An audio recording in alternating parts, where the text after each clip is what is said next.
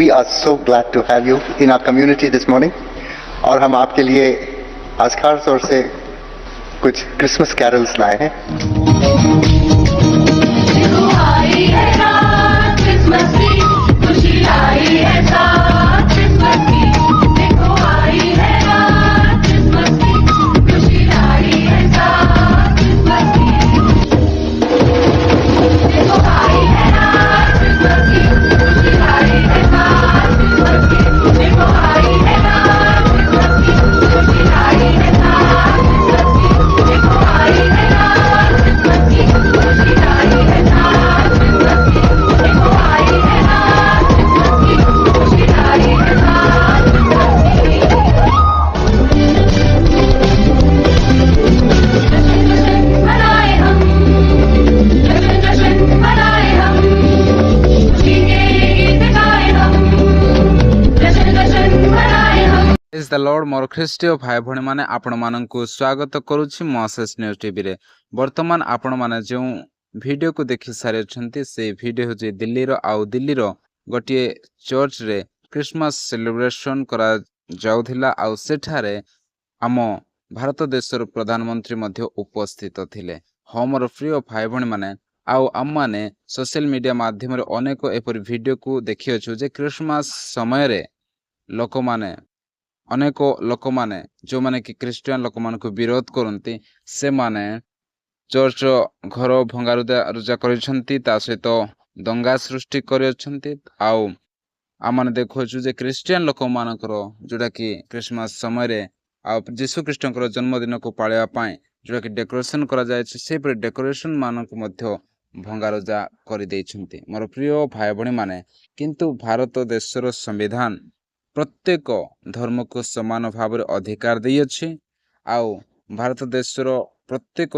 व्यक्ति माने निज इच्छा रे कोनोसी धर्म को मध्य ग्रहण करि पारिबे आउ आराधना समस्त विश्व को करि पारिबे। किंतु किछि लोक माने एही अधिकार को से माने छड़े कि नेवा पय चेष्टा करूछंती। मोर प्रिय भाई बहन माने किंतु आमाने सुंदर वीडियोटी को देखिलु जे भारतर प्रधानमंत्री मध्य तांके निजे चर्च भितरे क्रिसमस सेलिब्रेशन करिबारे शामिल हेछंती।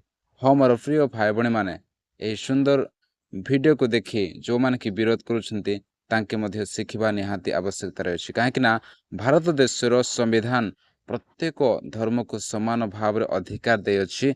तेबे आमे माने मध्य प्रत्येक धर्म को सम्मान करिबा निहाती आवश्यकता रहछि। मोर प्रिय भाई बहन माने आउ एही डिसेंबर 25 रे सारा पृथ्वीर लोक माने प्रभु जीशु ख्रीष्टकर जन्मदिन बोली पालन करते आउ सेथिपाई खुशी रे आनंद रे लोक माने घर को सजाती ता सहित नूतन नूतन ड्रेस मध्य पिंधती एहीपरि समस्ते करती आउ आनंद करती आउ केतेक लोक माने एहीपरि अछंती जो माने कि एही दिन को बड़ दिन बोली से माने निशा द्रव्य मध्य सेवन करते किंतु एहीपरि निशा द्रव्य सेवन करने उचित नुहे।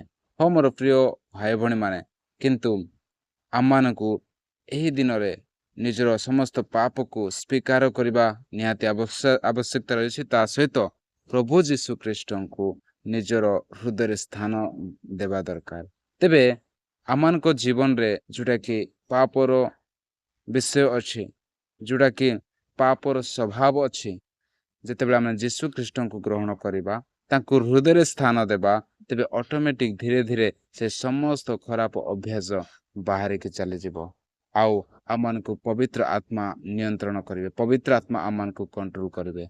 मोर प्रिय भाई भणी माने आमान जितेबले बाइबल रे देखिबा लूक 19:1-10 पद पर्यंत जितेबले आमने पढ़िबा सेठारे जक्य नामक जने व्यक्ति थिले आउ तांके कर आदायकारी थिले तांके अधिक कर आदाय करी किछि सरकार को दे किछि तांकर पाखरे रखुथिले आ लोक माने तांको पसंद करनुथिले लोक माने तांको पापी बोली कहउथिले। मोर प्रिय भाई बहन माने किंतु जेते बेले यीशु ख्रीष्ट को तांके देखिले भेटिले आ यीशु ख्रीष्ट जेते बेले जक्यंक घर को गले सेही समय जक्यंकर जीवन बदली गला आ तांके यीशुंको सम्मुख छिड़ा हेले जेते बेले यीशुंकर शिष्य आ समस्ते मिलित भाव ଭୋଜନ କରୁଥିଲେ ସେହି ସମୟରେ ଯକ୍ଷ ଉଠି ତାଙ୍କେ କହିଲେ, ଯଦି ମୁଁ କାହାଠାରୁ ଅନ୍ୟାୟ କରିଛି ତେବେ ମୁଁ ତାଙ୍କୁ 4 ଗୁଣ ଫେରାଇ ଦେବି ଆଉ ଗରିବମାନଙ୍କୁ ମୋର ଅଧା ସମ୍ପତ୍ତିକୁ ଦେଇଦେବି। ଏହିପରି କହି ତାଙ୍କେ ଏହି କାର୍ଯ୍ୟକୁ କଲେ। ମୋର ପ୍ରିୟ ଭାଇ ଭଉଣୀମାନେ, ଆଉ ତାଙ୍କରି ଜୀବନ ସମ୍ପୂର୍ଣ୍ଣ ଭାବରେ ବଦଳିଗଲା। ମୋର ପ୍ରିୟ ଭାଇ ଭଉଣୀମାନେ, ଯଦି ଆମମାନେ ଚାହୁଁଛୁ ଆମମାନଙ୍କର ଜୀବନ ବଦଳି ଯାଉ, ନୂତନ ବର୍ଷ ଆସିବା ପୂର୍ବରୁ ଯଦି ଆମମାନେ ଗୋଟିଏ ଉତ୍ତମ ନିର୍ଣ୍ଣୟ ନେଇଅଛୁ, ତେବେ ଆମମାନେ ଯୀଶୁ ଖ୍ରୀଷ୍ଟଙ୍କୁ ନିଜ ହୃଦୟରେ ସ୍ଥାନ ଦେବା ନିହାତି ଆବଶ୍ୟକତା ରହିଛି। ଯଦି ଆମମାନେ 5 ମିନିଟ୍ ପ୍ରାର୍ଥନା କରୁଛୁ, ତେବେ ଆମମାନେ ସମୟକୁ ମଧ୍ୟ ବଢ଼ାଇବା ନିହାତି ଆବଶ୍ୟକତା ରହିଛି। ଯଦି ଆମମାନେ ବାଇବଲକୁ ଧ୍ୟାନ ଦେଉନୁ, ତେବେ ବାଇବଲକୁ ଆମମାନେ ପଢ଼ିବା ପାଇଁ ନିହାତି ଆବଶ୍ୟକତା ରହିଛି। ତେବେ ଆମମାନେ ଈଶ୍ୱରଙ୍କୁ, ପ୍ରଭୁ ଯୀଶୁ ଖ୍ରୀଷ୍ଟଙ୍କୁ ଭଲ ଭାବରେ ଆମମାନେ ଜାଣିପାରିବା। ଈଶ୍ୱର କିଏ ତାହା ଆମମାନେ ଭଲରେ ଜାଣିପାରିବା। ଆଉ ଈଶ୍ୱର କେଉଁ ବିଷୟକୁ ଆମମାନଙ୍କୁ ଶିକ୍ଷା ଦେଇଛନ୍ତି, ଆଉ ଆମମାନଙ୍କ ଜୀବନରେ କ'ଣ କରିବାର ଉଚିତ, ତାହା ସମସ୍ତ ବିଷୟକୁ ଆପଣମାନେ ଜାଣିପାରିବେ। ଯେତେବେଳେ ଯୀଶୁ ଖ୍ରୀଷ୍ଟଙ୍କୁ ହୃଦୟରେ ଦେଇ ତାଙ୍କର ସେ ପବିତ୍ର ବାଇବଲକୁ ଯେତେବେଳେ ଆମମାନେ ପଢ଼ିବା, ତେବେ ପବିତ୍ର ଆତ୍ମା ଆମମାନଙ୍କୁ ସାହାଯ୍ୟ କରିବେ। ଆଉ ସମସ୍ତ ବିଷୟକୁ ବୁଝିବା ପାଇଁ ପବିତ୍ର ଆତ୍ମା ଆପଣମାନଙ୍କୁ ଆଶୀର୍ବାଦ କରିବେ, ସାହାଯ୍ୟ କରିବେ। ମୋର ପ୍ରିୟ ଭାଇ ଭଉଣୀମାନେ, ଆପଣମାନେ ଏହି ସମୟ ପର୍ଯ୍ୟନ୍ତ ଏହି ଭିଡ଼ିଓକୁ ସୁନ୍ଦର ଭାବରେ ଦେଖିଅଛନ୍ତି। ପ୍ରଭୁ ଆପଣମାନଙ୍କୁ ଆଶୀର୍ବାଦ କରନ୍ତୁ। ପୁନର୍ବାର ସମସ୍ତଙ୍କୁ ପ୍ରେଜ୍ ଦ ଲର୍ଡ।